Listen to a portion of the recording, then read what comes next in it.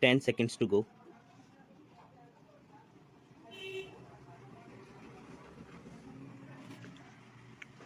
Start. In conclusion, I would like to say a word in regard to employment with which I have been dealing so far. According to the figures supplied, the number of displaced persons from Bangladesh employed through employment exchanges is only 37,000.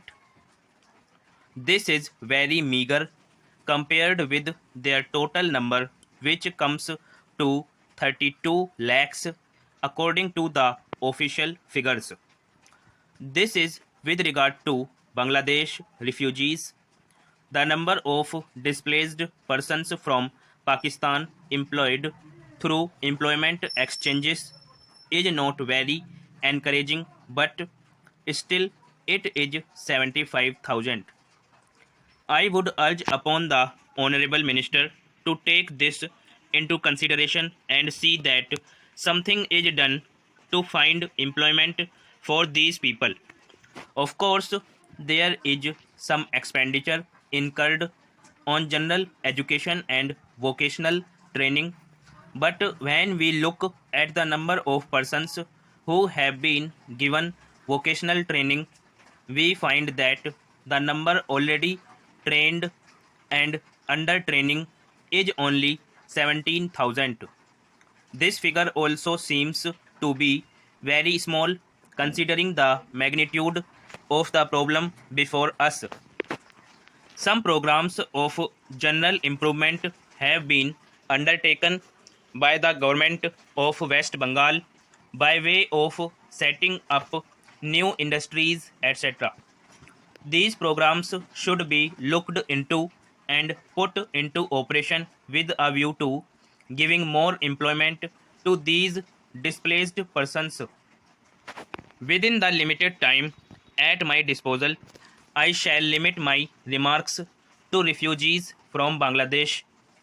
The first thing which strikes one as one looks at the various brochures and publications that have been given to us is the amount of contradiction one has to battle against.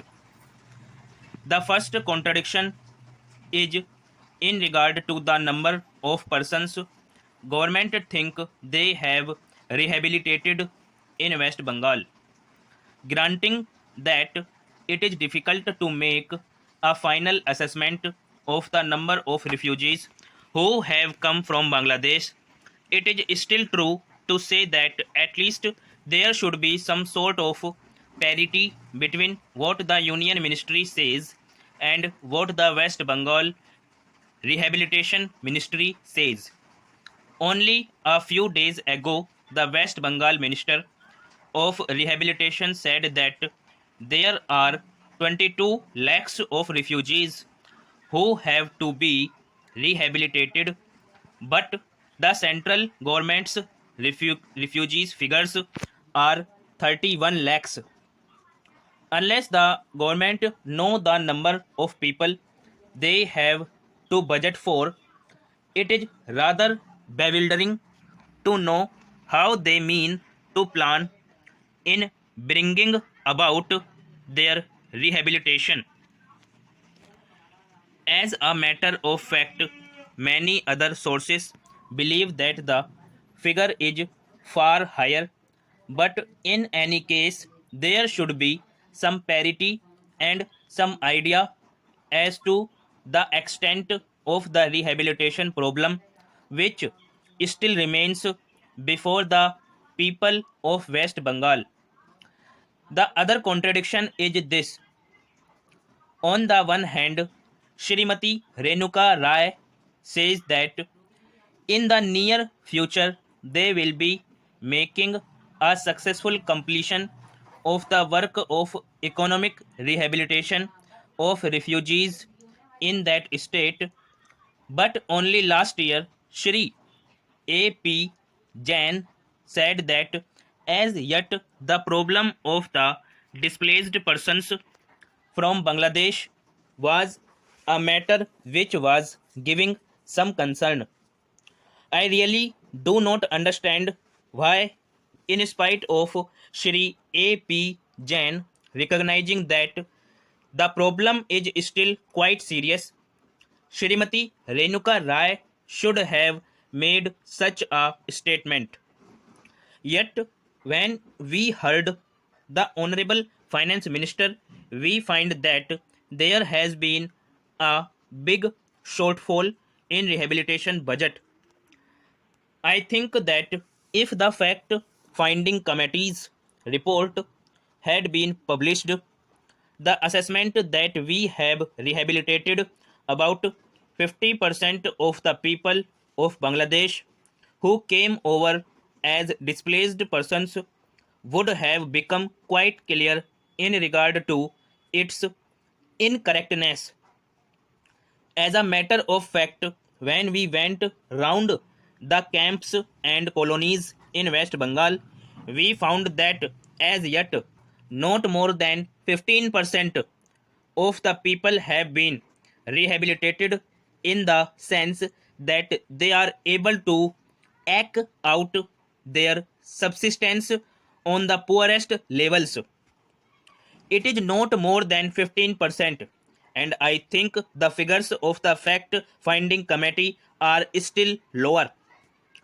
I think this is something that we have to take very seriously and put our minds to and apply all the resources that we have to find out how we will be able to tackle this problem of rehabilitation. Now, coming to the question of relief, I feel that until we are able to give really proper rehabilitation, we cannot withdraw relief. It is no use arguing whether relief leads to lethargy and moral slackness. Unless our rehabilitation policies are fruitful, have we any right to starve the people to death? As a matter of fact, Shri A.P. Jain may know that in West Bengal, the incidence of tuberculosis amongst the refugee population is very high. Only a small percentage of them is catered for by the medical relief given by the Directorate of Rehabilitation. If I am to tell you the tragic fate of the refugees in West Bengal, I would refer you to a report which appeared in February 1954